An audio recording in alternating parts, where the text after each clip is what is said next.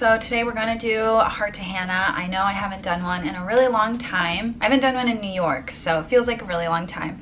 And sorry if the lighting keeps changing. The sun is like very fickle today because it's cloudy. Okay, the first one, do you feel that you've made the best decision to move alone without Jimmy? Love ya.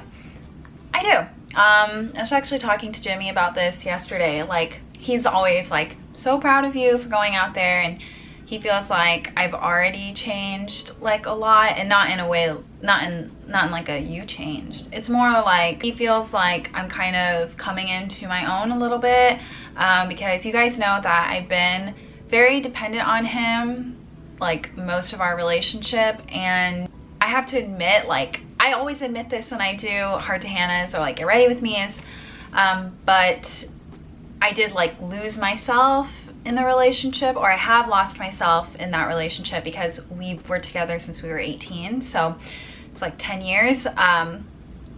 And it's really hard to be with somebody for a long time and to grow together while also growing on your own. I don't know if that makes sense at all. So anyways, what I'm trying to say is, like, I feel like moving out here, I feel more at ease about doing things. It's like a little bit easier for me to kind of try new things, and I guess figure stuff out about myself, because when we were living together, like, we did a lot of things together, and so I would say it was a little bit more difficult to not be so dependent on him, if that makes sense.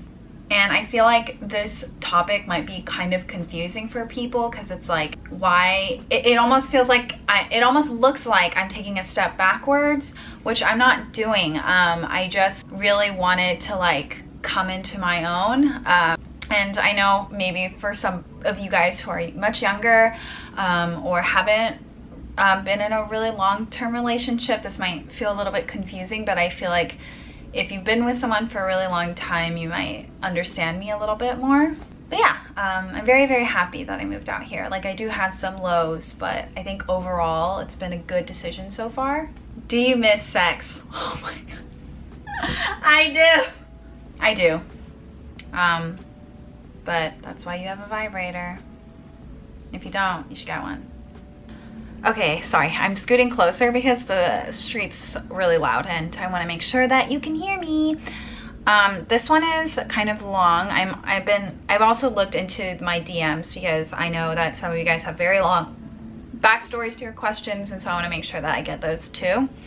Hey Hannah, I was curious about what you have to say. I'm in college right now, living with 3 of my best friends since freshman year. We're juniors now, so there are 4 girls, including me, in the apartment. 2 of my friends got boyfriends late last year and early this year, and they're both spending all their time with their boyfriends, to the point where I only see them once every other week, even though we live together.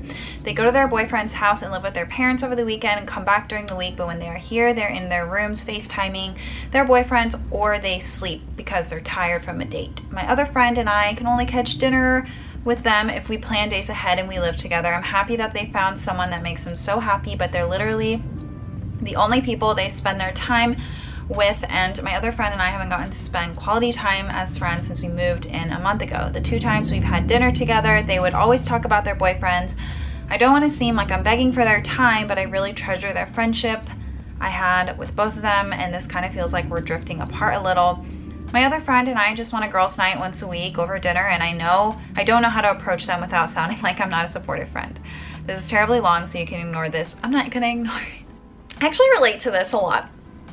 Well, I mean, I relate to like the feeling, because I would feel the same way you felt, or feel, because I think like they're probably still in their honeymoon stage. I feel like the honeymoon stage is always like a year, maybe even 2 years long. Like, you just get butterflies all the time. Like, you adore this person, you want to be with them all the time. It's like, it's just what happens to a lot of people. This is hard for me because I'm not really like that confrontational of a person, but I feel like you guys are already really close, and you're just worried that you might be drifting apart and you don't want that to happen. And it's not coming from a bad place. And I don't think what you're asking is unreasonable. And that's like the once a week thing you guys can negotiate on. Like if they feel like that's too much, then maybe you can do like twice a month. But it's not a lot to ask. And I think if you just kind of sit them down and be like, hey, I really need to talk to you guys like about how I'm feeling. Like, is it okay if we just talk for a little bit, or whenever you guys like are free and can talk, like I'd really love to just tell you guys something or talk about something that's been on my mind. And I'm sure that they would be so happy to listen to you. I think you should just say exactly what you said to me, that you are so happy to see them happy, like genuinely brings you joy as their friends. Or their friend, to see them so happy, but you also miss like quality time together, and that's valid. You don't have to say this part because this is just me talking, but I'm saying like that's valid because your friendship is a relationship too that needs to be taken care of. So I think if you just tell them what you told me, like you love them, you're happy for them, but you miss them, I think they would understand and like would definitely make time to just be just girls and like hang out and what's it called? Strengthen your friendship. I think the hard part is gonna be like, you always talk about your boyfriends when we're together. I think that might be a little bit of a hard topic to bring up because they might be offended by it, but I would still like try and talk about it and like mention it. Hi. My roommate's home.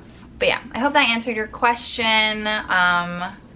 It's kind of hard for me to answer too because I'm not like a very confrontational person.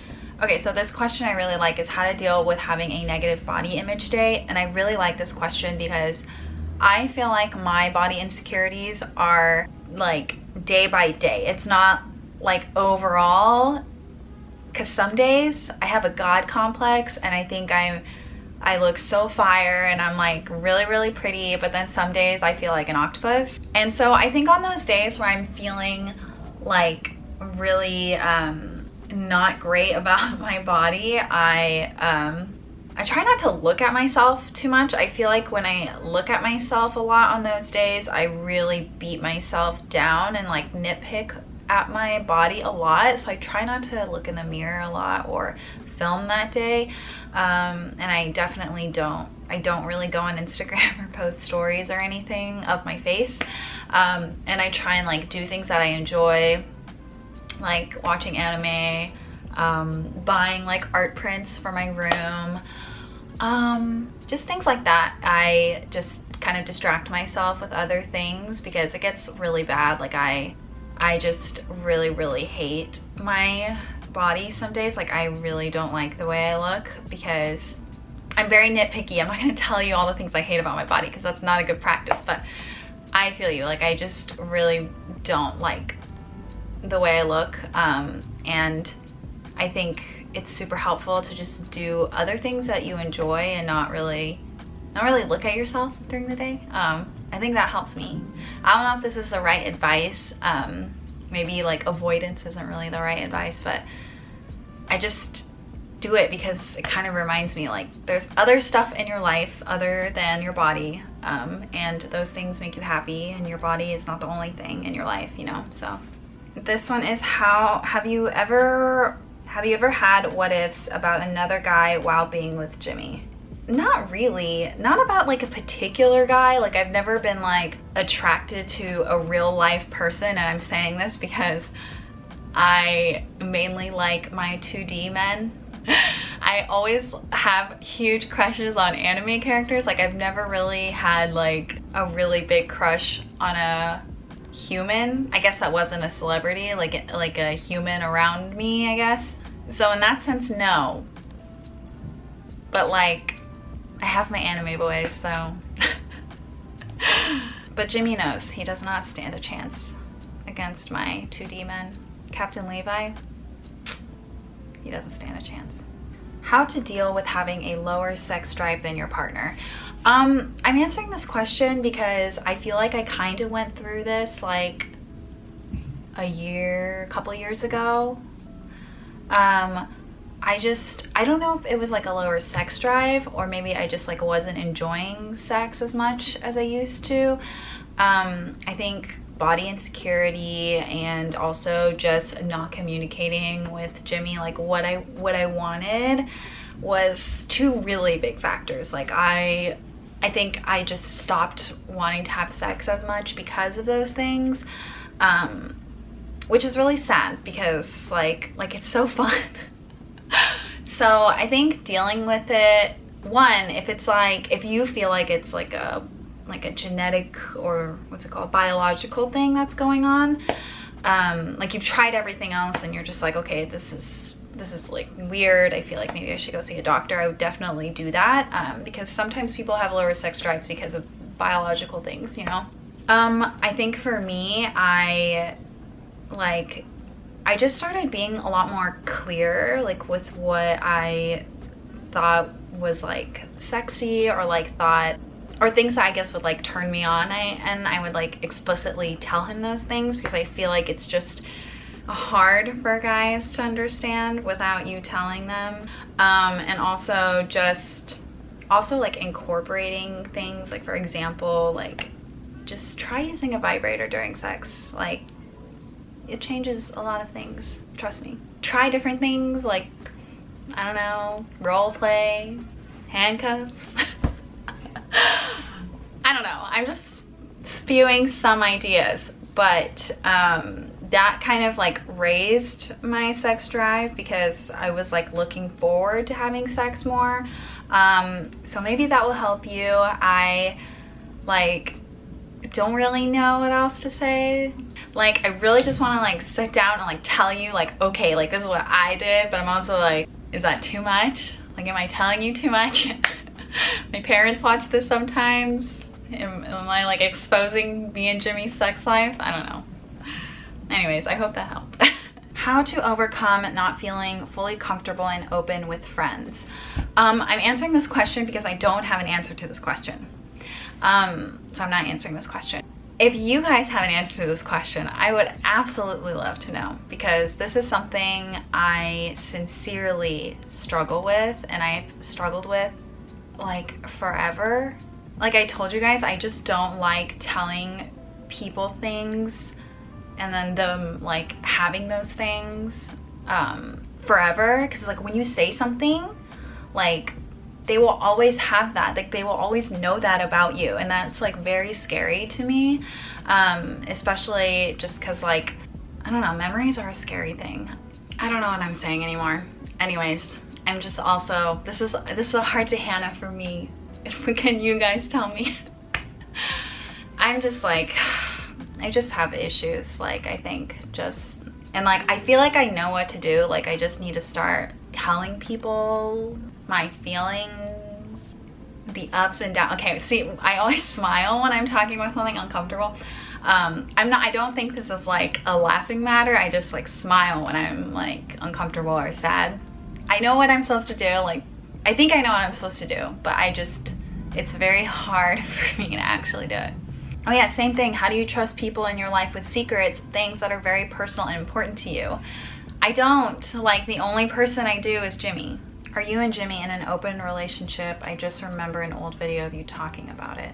No, we're not. I think we've talked about it before, about doing it, but I think he's less into the idea now. He was more open to it before, but now I think he's less open to the idea. So I think we're just putting that on the back burner, or maybe never do it. Okay, last one. How to feel secure in your identity among friends. This is very interesting because I'm the kind of person that acclimates to each person, and I used to think that made me like a very fake person. Like why are you changing your personality in front of certain people? I just can't help it. Like I think I just feed off of other people's personalities, and it's just hard for me. Like if somebody is really loud, like I might be a little bit more on the quieter side to balance it out. If somebody is really quiet, I'm probably much louder. I'm just that. I just am that kind of person. I do feel like at the core, I'm probably still the same. I still say the same things, I voice the same opinions, tell the same stories. I just feel like maybe I'm different, like I'm just trying to acclimate better to the other person. And I think like that really, like, I think I do that less now, where I change my personality for different people. I still do it, but I think I used to do it a lot when I was in high school and college. I don't really know if I did anything in particular to help that. I think I just got older, and maybe I'm just I have less energy to change my personality whenever I meet different people. But maybe like to feel more secure, like in who you are among friends. I don't know if I'm answering this question the way you want, like, I don't know if I'm answering your question. Like, I feel like I'm interpreting it in my head, like in my perspective. But I think just being confident in the things that you enjoy and in your personality is very helpful. Like, I'm a very loud person, and a lot of people will call me out on being loud, and I'll just be like, what? Like, so I'm loud. Want to be friends with me? You're gonna have to like deal with me being loud. Like, if I'm excited, I'm going to be loud about it. And I think just really accepting that part of myself, because I used to always just be like, oh, I'm being too loud. Like, people aren't gonna like me because I'm being too loud. I used to think like that, and I think once I kind of accepted that part of myself, it was a lot easier for me to accept other parts of myself, and I feel like that made me feel more secure in who I was and more confident, I guess. So maybe that can help you feel more confident amongst your friends in who you are, and just solidify that a little bit more. Okay guys, I feel like I've been talking for so long. I hope that I answered a lot of questions. I'll definitely do this again. And I'll definitely try and answer hard to Hana's on the website. I'm really sorry that I haven't been doing a good job at all. I'll try and do better. But I hope you guys enjoyed this video, and I'll talk to you later. Bye bye. Oh, also thank you for sharing all of these stories with me and your concerns with me. I know it's like hard to ask someone like for advice, especially personal stuff. So I'm really glad that you think that I'm a good person to ask. It really means a lot to me. I just wanted to say that. Okay, bye.